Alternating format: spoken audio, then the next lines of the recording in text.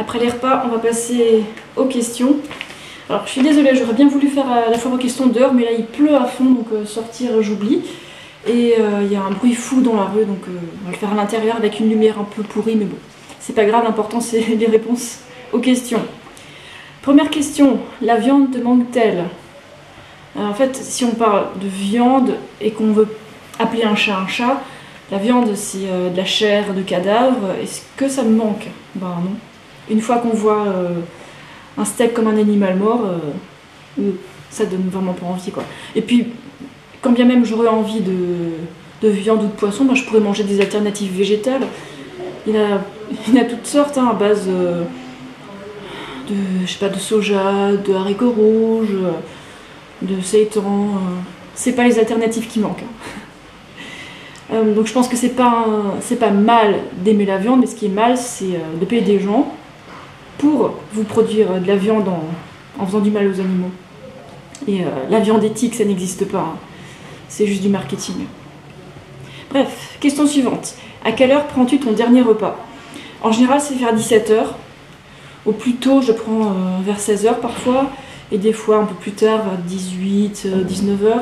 Mais bon, si je fais vers 17 h, c'est pour avoir la digestion qui est totalement finie quand je vais au lit. Et du coup, un bon petit sommeil. La digestion est finie. Et voilà. Ouais. Des fois, je mange beaucoup plus tôt parce que j'ai plus faim. Et puis, ouais, je me couche vers 8-9 h, hein, je précise aussi. Hein. J'aime bien me coucher tôt, comme ça je me lève tôt et j'adore me lever tôt le matin. J'ai l'impression que la vie est à moi quand je me lève tôt à 5-6 h, c'est très agréable je trouve. Et vivre avec le soleil, c'est top hein, pour les rythmes biologiques. Quel est ton smoothie préféré? Je dirais celui qui est à la mangue, ou alors tous les smoothies à base de mangue, genre mangue banane, mangue fraise, mangue myrtille, mangue à la mangue. Bon, les mangues, ça demande un peu de travail pour les découper, mais ça vaut le coup, quoi.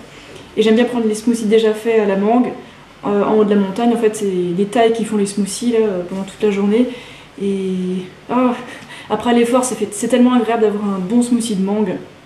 Impec. Et sans glace, hein, parce que je supporte pas les boissons gelées, en fait. C'est mauvais pour les dents, et puis en plus, ça me monte au cerveau. Je trouve ça pas agréable du tout, quoi. Mais sinon, j'aime bien tous les smoothies à base de fruits, hein, du moment qu'ils ont une bonne consistance, qu'ils sont assez sucrés, qu'ils sont bien juteux. Ensuite, quelqu'un qui me demande, tu fais toutes tes démarches à vélo, pas besoin de voiture? Ben, j'ai jamais eu de voiture, j'ai mon permis mais j'ai pas de voiture. Et j'ai toujours réussi à me débrouiller sans voiture avec... bon, si j'habitais dans des endroits qui étaient un peu loin des magasins, ben, je prenais un caddie, voilà. Je m'équipe d'un caddie et puis je vais chercher mes fruits, mes légumes, mes féculents avec un caddie. Et puis voilà, comme ça me fait pas trop mal au dos. Et ouais, il y a même moyen de mettre une caisse de bananes sur un caddie, hein.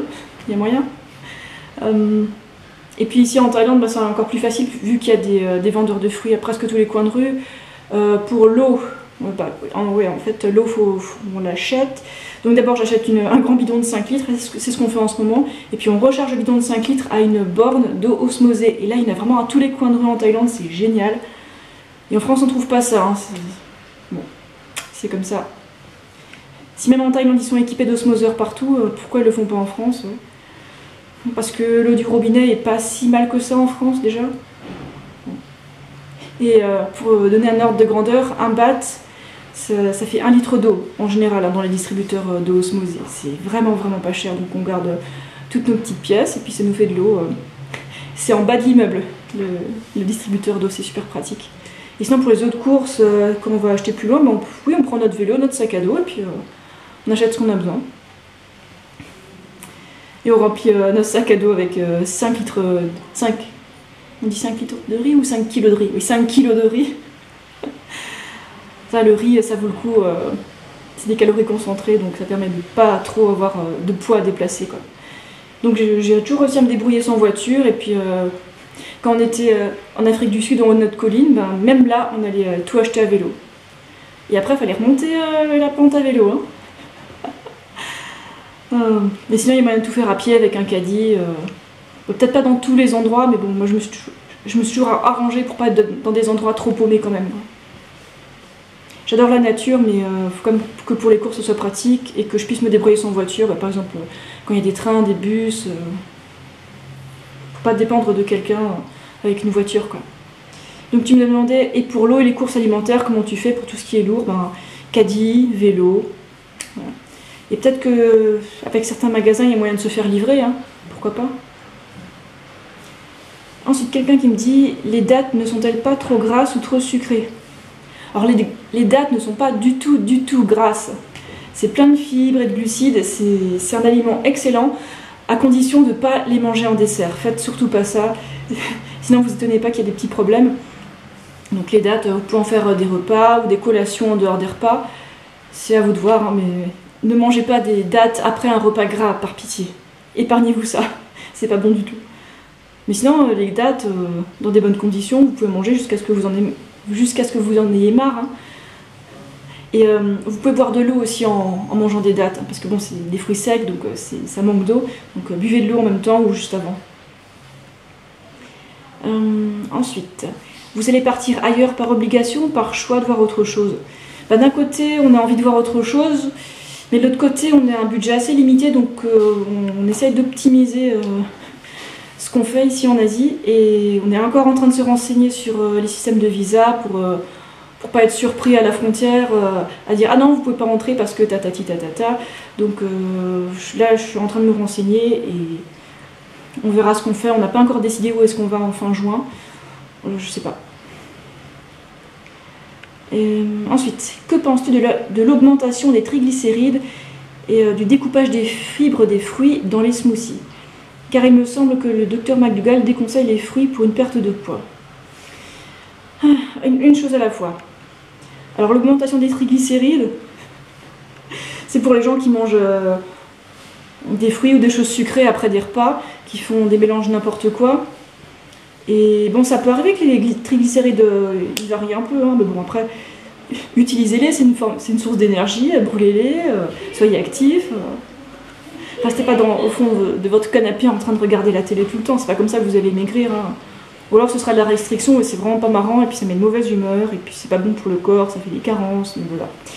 Et le découpage des fibres des fruits dans les smoothies. Oui c'est sûr il y a un certain découpage, mais il reste encore des fibres, hein, vous en faites pas, à moins de mixer pendant une durée excessive. Non, le mieux de toute façon c'est les fruits entiers, ça y a pas photo, les fruits entiers, mûrs. Donc je sais pas par exemple une mangue, une banane, une pomme, etc. Donc le mieux c'est toujours d'avoir quelque chose à mâcher au moins une fois dans la journée. Quoi. Si vous voulez garder vos dents bien en place, solides, et puis pas affaiblir vos gencives, oui il faut mâcher tous les jours, il n'y a pas photo.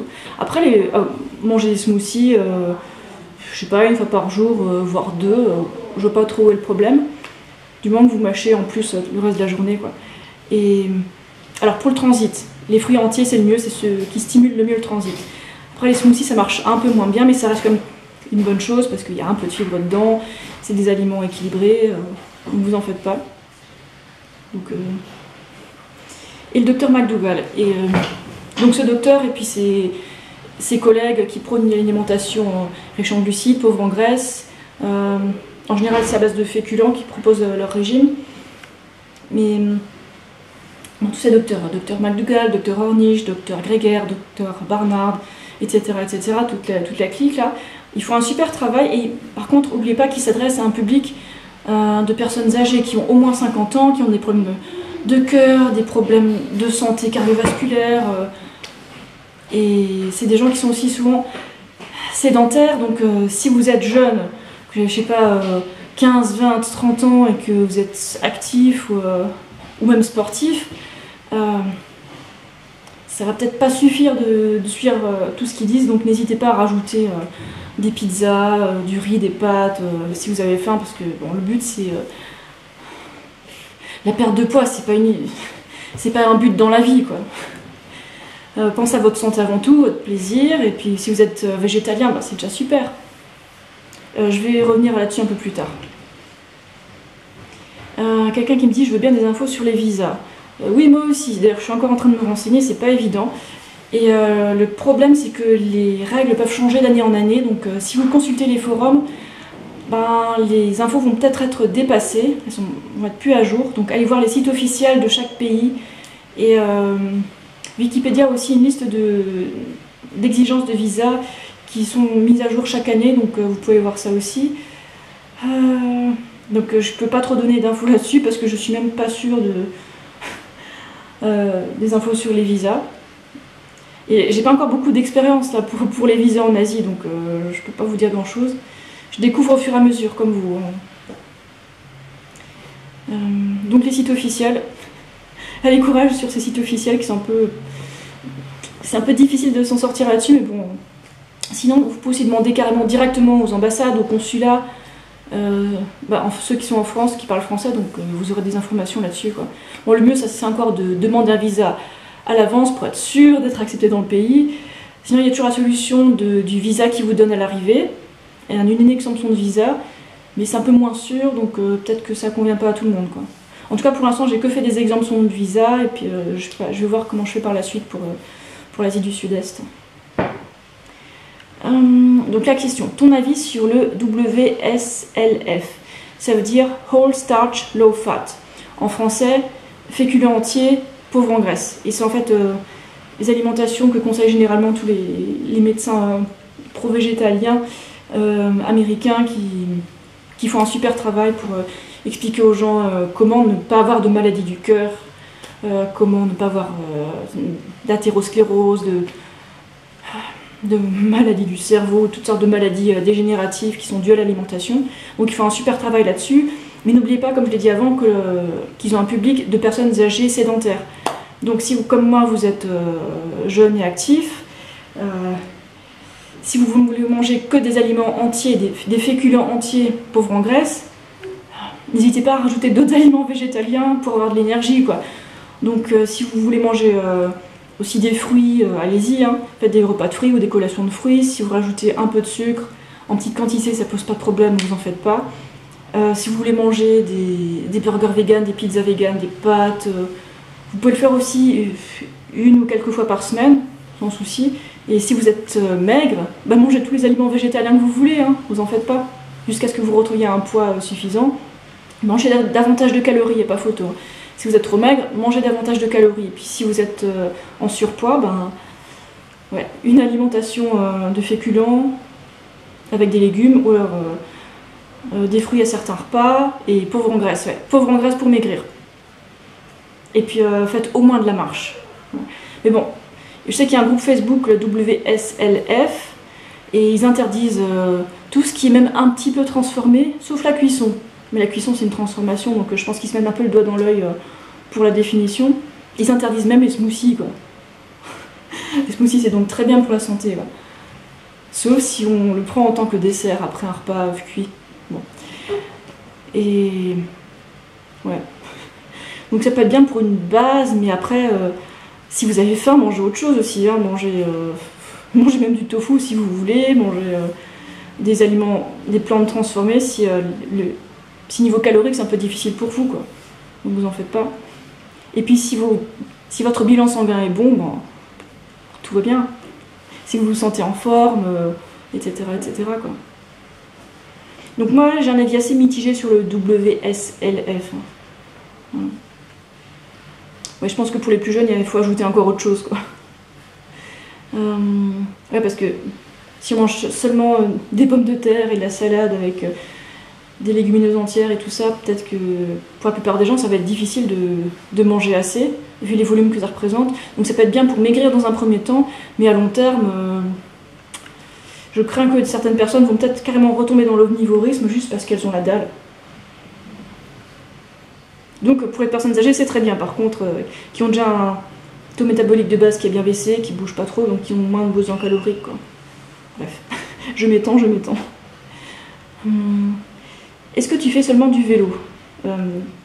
Et combien de fois et combien de temps par semaine? Ouais, je fais seulement du vélo. Avant, je faisais seulement de la course à pied il y a 2 ans. Ouais. Et là, je fais quasiment que du vélo. Et puis, maximum une fois par mois, je vais nager ou je vais courir. Mais là, je fais quasiment que du vélo. Et puis, j'ai des cuisses en béton, quoi. Et le vélo, c'est tellement bien parce que pas d'impact. C'est un atout immense. Il n'y a pas d'impact. Donc, pour les jambes, c'est impec. Il n'y a quasiment besoin d'aucune récupération. Et puis il y a moyen de faire un peu d'intensité sans marcher comme un canard le lendemain. Donc du vélo. Je sais pas, ça dépend, des fois je fais... je sais pas, je fais 2 heures par jour, on va dire. Enfin, ça dépend des semaines, c'est très variable selon la pluie et tout ça. J'ai regardé mes moyennes, c'est... je sais pas, j'en fais 15 heures par semaine. Mais moi, je suis une grande passionnée, donc ceci explique cela. Et puis, je fais aussi mes déplacements à vélo. Donc, si j'ai le choix, je fais tous les jours. Et en général, je fais une pause, je me prends un jour de repos, je sais pas, une fois tous les 10 jours, grosso modo. Quoi. Ou des fois plus long. Par exemple, là, je suis à Vientiane, donc... non. Là, j'ai pas emmené mon vélo avec moi. Ensuite, tu devrais te couper les cheveux. Tes cheveux longs t'allongent le visage excessivement. Moi, j'aime bien avoir le visage comme ça et les cheveux longs. J'aime bien le look elle-faite et puis du coup... non, j'ai pas envie d'avoir des cheveux courts, c'est pas mon trip, quoi. Bon, si vous aimez les cheveux courts, hein, c'est cool. Ok. Dernière question. Je suis en Thaïlande actuellement et j'ai l'impression que tous les plats contiennent du jus de poisson. As-tu une idée de plat végétalien qui n'en contient pas? Le souci, c'est qu'il y a plein de plats traditionnels qui incluent du jus de poisson ou de la sauce d'huître. Donc, ce que je fais en général, je vais que dans les restos qui sont conseillés par Happy Cow, l'appli Happy Cow. Et du coup, je suis sûre qu'ils ne rajoutent pas de jus de poisson, de jus de la sauce d'huître. Et sinon, si je vais dans un resto où ils ne parlent pas trop anglais, un resto qui n'est pas répertorié dans Happy Cow, je montre une image. Donc sur mon téléphone, là, j'ai une image pour montrer que je veux pas de lait, pas de fromage, pas de crème, pas de sauce d'huître, etc. Donc je leur montre ça, et puis c'est écrit en thaï, ils comprennent, et c'est pratique. Je vous mets le lien de cette image sous la vidéo, comme ça vous pouvez l'utiliser, vous pouvez la télécharger, puis la garder sur votre téléphone dans les images, et puis ça va être utile. Voilà, j'espère que ça va vous aider, et puis je vous dis à bientôt. Ciao!